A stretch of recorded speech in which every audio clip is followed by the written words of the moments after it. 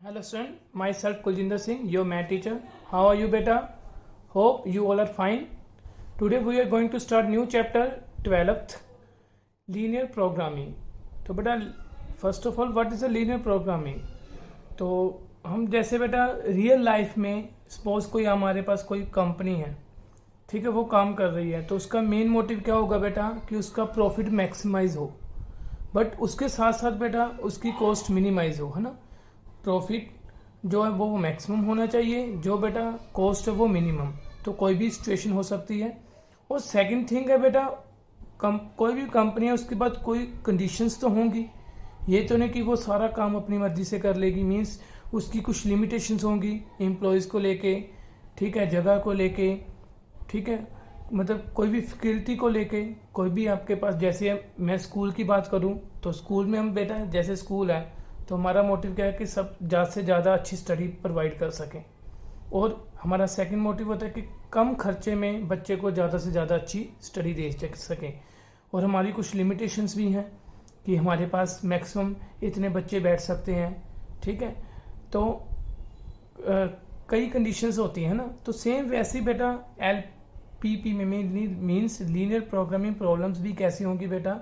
आपके पास एक linear function means objective function दिया होगा, उसकी मैंने मैक्स और मिनिमम वैल्यू फाइंड करनी होगी। साथ में बेटा मेरे पास कोई कंडीशंस होंगी, जैसे सपोज आप मार्केट जा रहे हो, ठीक है, तो आपने बेटा 100 पीस हैं आपके पास टोटल, तो आपने एप्पल्स भी खरीदने और बनानास भी खरीदने हैं। तो कंडीशन हुई ना, आपके पास लिमिटेशन क्या है, 100 पीस से ज़्यादा आप खरीद नहीं सकते।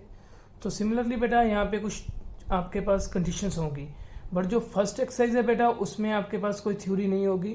फर्स्ट एक्सरसाइज में सीधा ही बेटा आपको ऑब्जेक्टिव फंक्शन दिया होगा, कंडीशन दी होगी, जस्ट आपने सोल्व करने का मेथड सीखना है। बट जो सेकंड एक्सरसाइज है बेटा उसमें आपको एक थ्योरी दी होगी, जैसे मैंने अभी एग्जांपल्स बोली हैं कि आप मार्केट जा रहे हो, आप कोई प्रोडक्ट प्रोड्यूस कर रहे हो, आप कोई फैक्ट्री रन कर रहे हो, तो उसमें बेटा फैक्ट्री का मैक्सिमम प्रॉफिट करने के लिए आपने जो काम करना है, तो आपके पास एक थ्योरी लिखी होगी, उसमें से बेटा आप ऑब्जेक्टिव फंक्शन और कंडीशंस अपने आप खुद बनाओगे। बट एक्सरसाइज 12.1 में तो बेटा सब कुछ बना बनाया है, आपके पास कुछ भी करने की जरूरत नहीं, जस्ट आपने एक मेथड ही सीखना है कि हम इस क्वेश्चन को सॉल्व कैसे कर सकते हैं। तो फर्स्ट एक्सरसाइज में जस्ट बेटा सॉल्व करना सीखेंगे। सेकंड एक्सरसाइज जो बेटा वो एप्लीकेशन है, मीन्स उसमें आप एक थ्योरी रीड आउट करके अपने आप क्वेश्चन कंस्ट्रक्ट करोगे, उसके बाद उसे सॉल्व करोगे। तो पहले बेटा हम जस्ट क्वेश्चन सॉल्व करना ही सीखते हैं। तो मैं एक क्वेश्चन बेटा पिक कर रहा हूँ NCERT का। जैसे क्वेश्चन आया बेटा, ये आपको ऐसी गिवन ही है, max z is equal to 3x plus 4y constraint subject to constraint x plus y less than is equal to 4, x greater than is equal to 0, y greater than is equal to 0।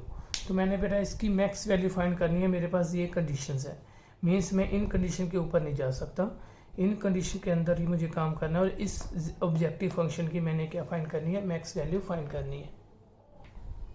तो बेटा method क्या है, जैसे +1 में बेटा आप एक बार objective function को भूल जाओ।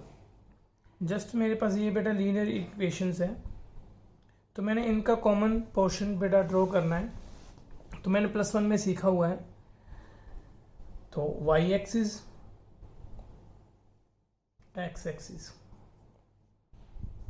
तो फर्स्ट ऑफ ऑल बेटा इक्वेशन है मेरे पास x plus Y is equal to 4। Linear equation थी, लीनियर इन इक्वेशन थी, मैंने इक्वेशन जस्ट पिक की है।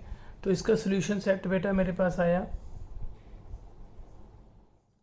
x y, if x is equal to 0 then y 4, if y is equal to 0 then x will be 4। तो बेटा 4 0 1 2 3 4 और 0 4 1 2 3 4। तो इन दोनों पॉइंट्स को बेटा मैंने ज्वाइन किया। ये मेरे पास बेटा लीनियर इक्वेशन का ग्राफ बना। बट मैंने लीनियर इन इक्वेशन का ग्राफ बनाना है, +1 में सीखा था। मैं यहाँ पे इस लाइन ने बेटा प्लेन के पोर्शन को डिवाइड कर दिया है 2 पोर्शन में, first portion and second portion. Now just pick a point from either portion that is 0 0 and बेटा यहाँ पे मैंने पुट किया 0 plus 0 less than is equal to 4. Obviously बेटा 0 point satisfy the linear equation. So तो graph किस side पे होगा बेटा, इस पॉइंट की साइड पे ही होगा. तो ये मेरा क्या है बेटा, पूरा ग्राफ इस लाइन का. तो ये पूरा पोर्शन बेटा कवर हुआ. और दूसरी बेटा लीनियर इनइक्वालिटीज क्या है मेरे पास, x greater than is equal to 0. तो x पॉजिटिव होना चाहिए, तो x पॉजिटिव बेटा, सॉरी x पॉजिटिव इस साइड,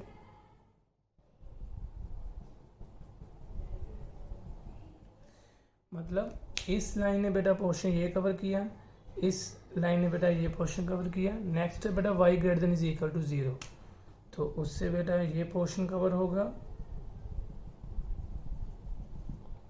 तो इसका मतलब क्या होगा बेटा, इस लाइन ने ये पोर्शन कवर किया, इस लाइन ने ये पोर्शन कवर किया और इस लाइन ने ये पोर्शन. तो कॉमन पोर्शन कौन सा है बेटा, ये आपके पास जो ट्रायंगल बने, मैं इसको नेम दे देता हूँ बेटा ए पॉइंट है 0 4, बी पॉइंट बेटा 0 0, सी पॉइंट 4 0.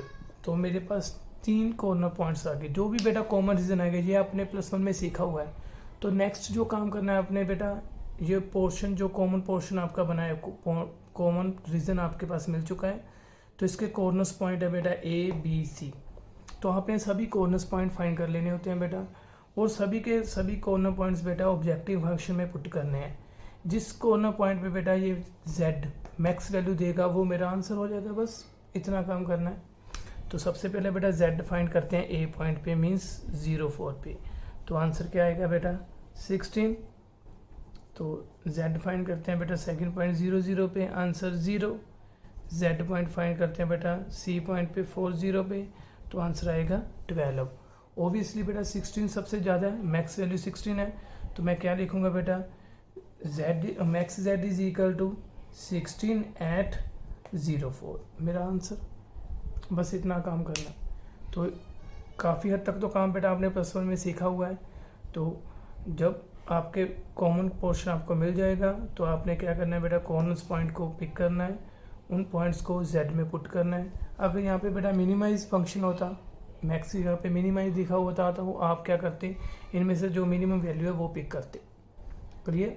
तो बिल्कुल सिंपल से क्वेश्चन है बेटा, एक बार ट्राई करना, फर्स्ट 5 या 7 क्वेश्चन ट्राई कर लेना. All the best, God bless you बेटा.